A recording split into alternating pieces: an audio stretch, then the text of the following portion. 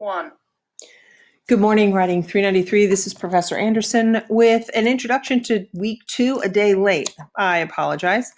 This week is chock full of information and materials for you to complete and submit.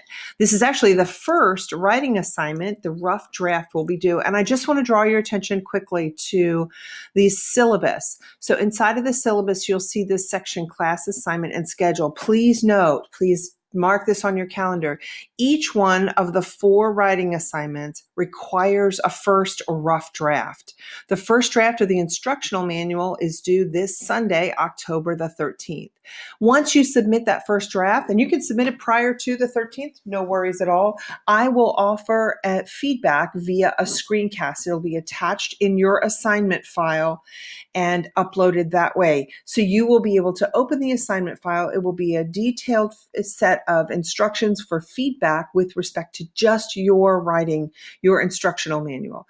You're required then to integrate those suggestions and produce a final draft. So I want to share with you where you can find this. Let me go back here to the table of contents. You will see that inside of your assignments file, it doesn't note that there's a rough draft or final. You submit all of your work into this file. Now the file will close on October the 20th at 11:30 p.m. That's the date of the final. So if you would like to submit numerous rough drafts, I am happy to offer feedback on each of the rough drafts that you supply. But please don't forget that each of these writing assignments do require a rough draft, and when you do not submit a rough draft, it is an automatic 20-point deduction. So it's a significant portion of the writing process itself, and we'll get to that in just a moment. I want to share with you what it is that we have to do for this week, and that comes down here. Here's week 2. If you scroll down to the bottom, you'll see instructions for your very first writing, a set of instructions for writing 393. So if you open up this PDF, you will note what it is that you are required to do. Now, one of the great things, I failed to open this up in advance, is that you are tasked with writing a set of instructions that explain to a user how to operate a device or make something or accomplish a task. There are very specific guidelines within this. You must have at least 25 steps. 25 steps is the minimum. You must have at least 10 graphics. Again, that is the minimum. 4 of them should be original or ones that you generate. The graphics borrowed from other sources must be listed in APA format. I'll share with you where to find and how to do that. And all graphics should be labeled and cited at the end of your paper. Here is a brief description on what you must the brief description of the writing instructions and the strategies suggested to follow. Remember, you must have at least 25 steps.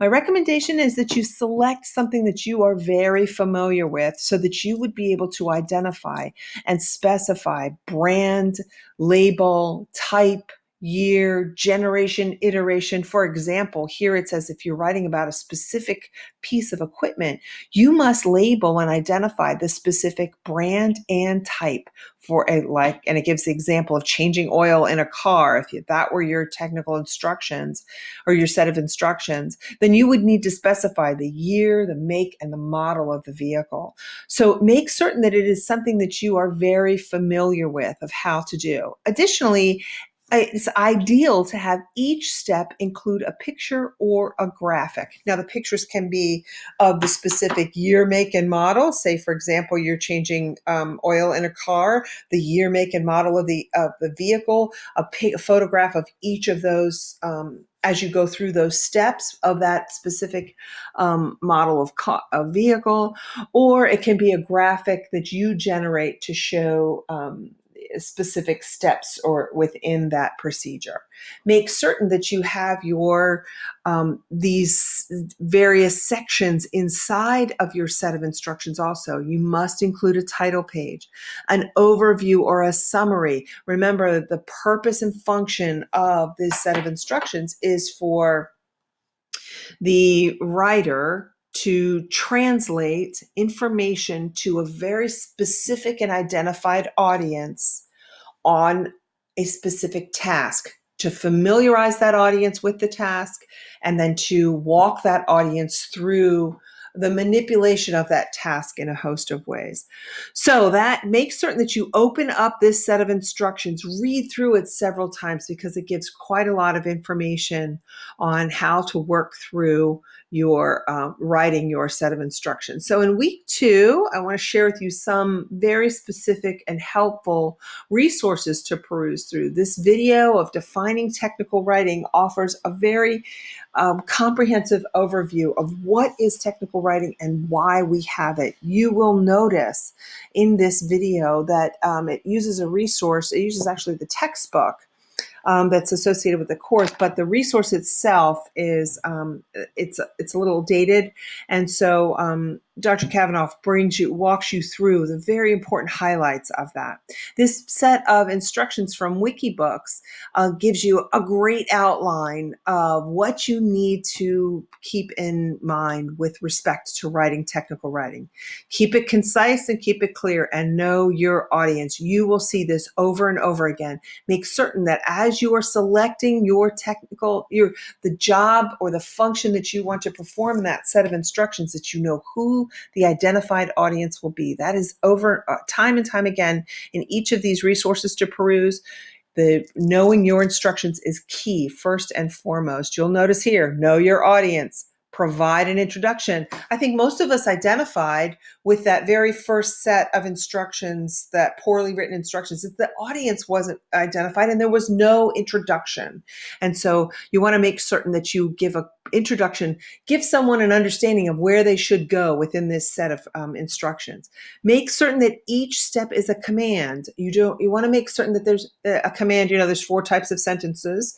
The command often has no subject. So instead of please make certain that you turn the page, simply say turn the page. So you want to make certain that each of those is a command. And then as we move through these a little bit further, I'm just walking you through these resources to peruse. You want to make certain that you follow these. This is a great resource of creating rhetorically effective instructional manuals. This is part of your resources to peruse. And again, it talks about the audience, the audience, the audience. Know your audience so that you know to whom you are giving the instructions and for what purpose.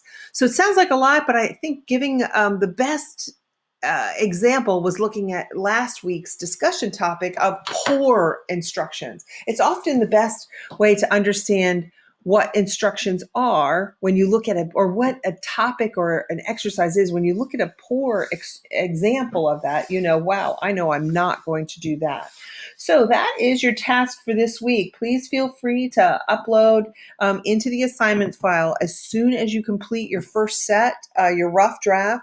I'm happy to offer feedback as soon as possible. It usually takes me about 24 hours, depending upon the workload. The closer you get to the 13th, the more that I need to respond to. And I think that there are 28 or 30 classmates. So please know that closer you get to the 13th, it might take me closer to 48 hours to respond with that feedback. But don't forget, one rough draft, and then you'll wait for the feedback before you submit your final draft. And last week you took the tutorial on academic integrity. This week the quiz is loaded here.